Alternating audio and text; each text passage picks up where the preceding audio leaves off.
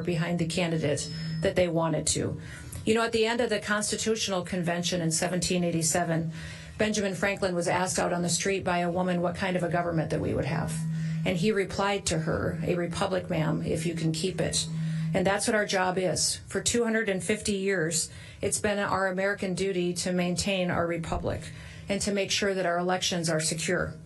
Republics depend on the confidence of their citizens, that when they vote, that their vote matters, that it counts. And our elections are essential to make sure that that confidence stays there, that they know and trust that the system is fair. Since returning to office, President Trump has made election integrity a priority. He's made it a cornerstone of his Make America Great Again agenda. And the truth is that our election system needs a lot of work. From state to state throughout the country, we see challenges and things that can be improved on. And although the Constitution gives states the primary responsibility for running their elections, Congress also gives authorities and duties to the federal government. Now, as the Secretary of the Department of Homeland Security, those authorities lie within my department, and the responsibility lies with me. I have the responsibility of not just pointing out different vulnerabilities that we may see in our election systems, but also with making sure that we're putting forward mitigation measures that can be enacted at the state and local level to make sure that our elections are run correctly, that the votes are counted and tabulated, and that the people that were elected are put into those positions. As President Trump said, we will either fix our nation's election issues or we will no longer have a nation to save. Right now, America has a golden opportunity, a wonderful opportunity to show that we are serious about securing our elections and that we care about making sure that we preserve our sacred republic. Earlier this week, the House of Representatives passed the SAVE Act. This is federal legislation that does some common sense, straightforward things. First of all, it requires a photo ID in order to vote in federal elections. It also requires proof of citizenship in order to register to vote. And it requires states to remove non-citizens from their voter rolls. These measures are extremely popular with American citizens. American people have common sense, and they want to see reforms like this put into their elections. In fact, a Gallup poll was recently released that shows 84% of Americans support a photo ID when they go to vote, that 83% support proving your citizenship when you go to register to vote. A Pew Research poll showed that 95% of Republicans and 71% of Democrats agree with voter ID. There's a reason why more than 80% of Americans support these measures, and that's because they work and they're common sense and they build trust into the system.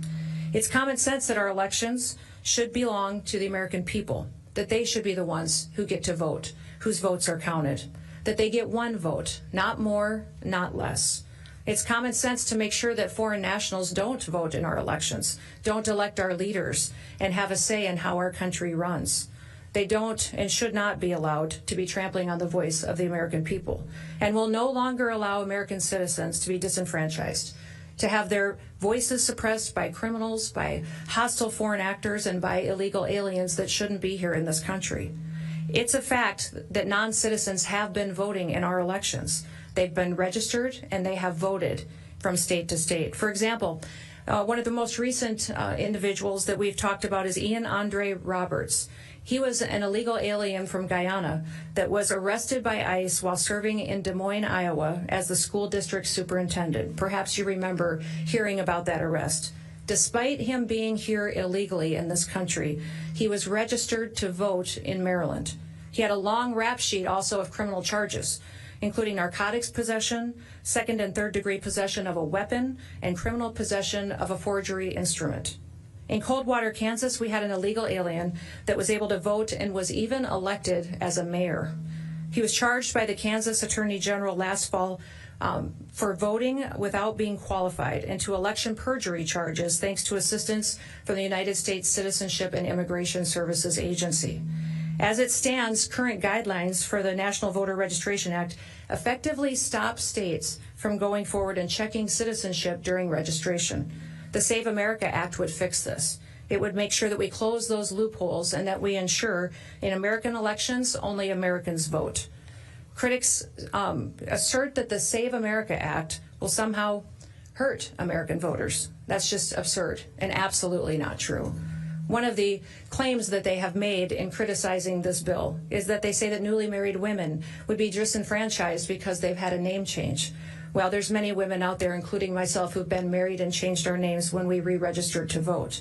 And likewise, the idea that this bill would make it impossible for U.S. service members to vote if they're deployed overseas, well, that's completely false as well. For all of those procedures that are in place today continue to stay that way after this act is passed and signed into law. They also say that this act requires voters to have a U.S. passport to register. That's not true. There's multiple options that are given to provide proof of citizenship, including military ID, government ID, photo ID with a proof of birth and location. In fact, if an individual has no documentation, they have the option of appearing at an election office and providing an affidavit stating that they are a citizen of this country. Now, another ridiculous conspiracy theory that we've heard is that the federal government will remove people from state voter rolls. Well, that's just simply not true. That state and local election officials do the registration, and they maintain these lists going forward. We just help them do their job and make sure that they're doing it correctly. Each of the arguments that have been laid out to criticize this bill are baseless speculation from the radical left because they want illegal aliens to vote in our elections. They want to disenfranchise American citizens by telling them that their votes don't matter. There's only one reason that anyone would oppose this bill, and that's because they would want to cheat. They want illegal people and aliens in this country to be able to vote for them and to rob the United States citizens of their vote. And that's why they resist us at every single level when we're trying to deport people back to their home countries or stop them from committing crimes against the American people. That's why they do not support voter ID, proof of U.S. citizenship, or clean voter rolls. That's why the Save America Act is absolutely critical to our country's future. Because without secure elections, we lose what makes our country so great.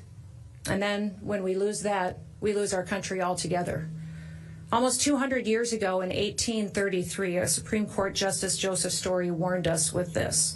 And he warned us this about illegal entry into our country. If aliens might be admitted indiscriminately to enjoy all of the rights of citizens at the will of a single state, the Union itself might be endangered by an influx of foreigners, hostile to its institutions, ignorant of its powers, and incapable of a due estimate of its privileges. There is no room in our election system for people that aren't Americans. There is no room in our election system for fraudsters and foreign influence. The Declaration of Independence said this simple, self-evident truth, that governments derive their just powers from the consent of the governed. Fair and secure elections are how we measure the consent of the governed, and they ensure that our American citizens' voices are heard. Our founders, at the time of the creation of this country, pledged their lives, their fortunes, and their sacred honor to defend our freedoms. In fact, the Continental Army went for years without being paid, and they braved through the brutal winter at Valley Forge as well. They did all of this because they wanted to ensure that their people, their families, and that their descendants could continue to live freely and could govern freely. If we don't uphold this bedrock principle of representative government, then our nation's choices will be decided by illegal aliens, by criminals, by foreign actors, and people that don't support America being the greatest country in the world. Our nation's choices, instead, if it were allowed to degrade our election system, would allow illegal aliens, criminals, and others to undermine our country. This kind of election security is something that the government owes to the American people, and it's something that we, the American people, owe to ourselves. We need to pass the Save America Act. We need to pass it today and sign it into law to ensure that the integrity of our election system stays in place for years to come. May God continue to bless this great state, the great people who are working to make sure that everybody's vote matters and that it counts. May God continue to bless the great United States of America. Thank you. With that, I will open it up to any questions that you may have. Yes. Arizona already requires proof for citizenship, and there have been repeated audits that have found that there is no widespread fraud happening in Arizona. Do you worry that emphasizing election security threats without evidence could undermine public confidence, and how do you ensure that messaging doesn't further any misinformation? We have a SAVE program that is available to the state of Arizona that the state of Arizona could ensure through their Secretary of State that every county has access to, and allow them to go back in and verify those individuals that are on the voter rolls today to make sure they should be voting in the elections that come forward. That's what I would encourage the Secretary of State to do, and I'll be sending out mitigation measures that can help build promise back into that system to maintain the critical infrastructure that is our elections. Secretary, are you still in charge of the mass deportation campaigns, or is Homeland? I'm still in charge of the Department of Homeland Security. That includes all 23 different agencies under our umbrella, including ICE and CBP, but also FEMA, TSA, Secret Service, the Coast Guard, many, many more. Secretary Noem? Yes, over here. Secretary, Adriano has recently posted a video regarding the DOJ wanting more information on Arizona voters. What are your thoughts on this? I think that would be a wonderful opportunity for him to be transparent and to ensure and promise the people of Arizona that they can trust their elections, and that when they show up on election day, they'll get to vote without problems or hassles, that they'll be prepared to make sure that vote counts and that the correct results are announced. Secretary Noem? It's right here. I'll come to you next. You've offered a couple of examples from Kansas, Maryland, and Iowa and such. Can you offer us any good examples of this kind of fraud in Arizona? Oh, I'm sure there's many of them, but we want to make sure that we talked about several of them this morning at our roundtable that we had.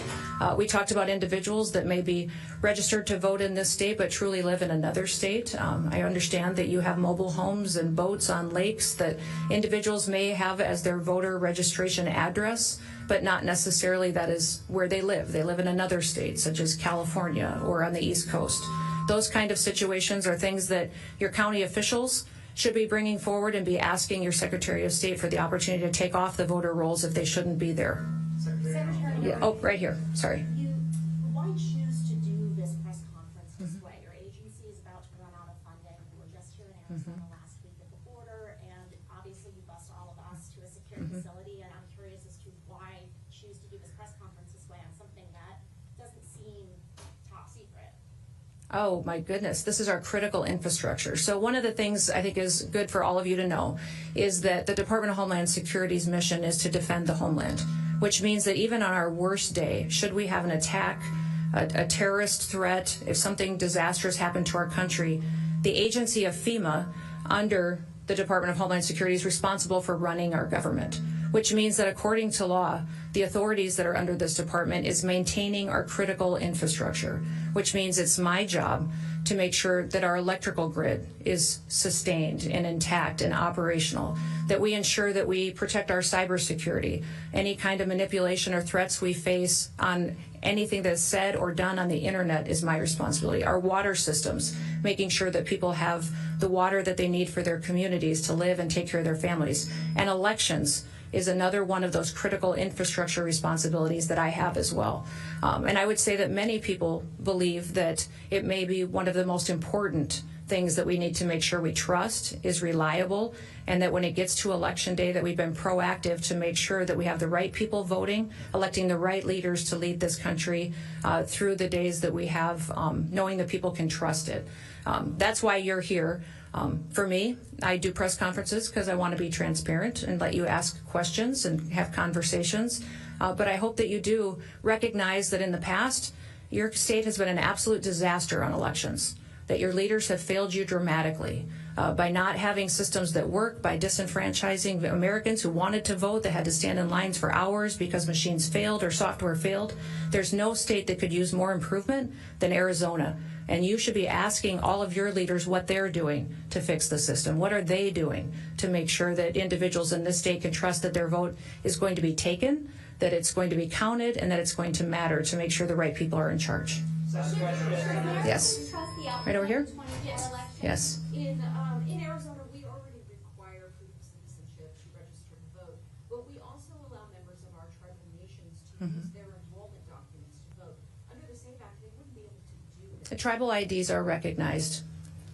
Tribal IDs. But most tribes don't have tribal IDs, not with photos and places of birth. They would there's many different options that can be used. Now remember, the SAVE Act only says that you need to prove your citizenship when you register to vote. It does not say that you have to prove your citizenship and able to go and vote. When you go vote on that day, you need to have a photo ID. And many times in Arizona here, you do have that requirement on your voter rolls. However, I understand that you need to go back and clean up your voter rolls. We have a program through the Department of Homeland Security that's called the SAVE program that your Secretary of State and your governor can use today to clean up voters on your rolls that shouldn't be there. Maybe people who've passed away, people that aren't citizens, people that don't live here. And that would make sure that in your next election, when people are casting their votes, they know they're voting for the right decisions, and that those votes are counted, and they're counted appropriately, and someone else didn't get to weigh in on their leadership.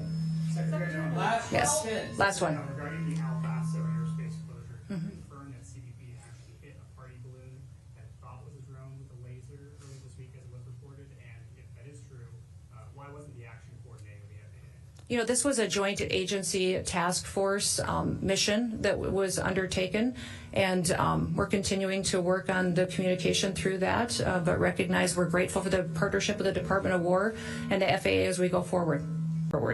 I want to thank some of them that came today. Justin Heap is here. He's the recorder of Maricopa County. I want to thank him for sharing some wisdom with me on what we can do to partner together. Also, State Representative John Gillette of the 30th District is here too, and I want to thank him for all of the information that he shared with me. Jennifer Wright is the former Assistant Arizona Attorney General for the Elections Unit, and she's here as well and shared her wisdom and work over the years to make sure that when people go to vote in an election, that they can trust that that vote counted and that they had the chance to cast their support behind the candidate that they wanted to. You know, at the end of the Constitutional Convention in 1787, Benjamin Franklin was asked out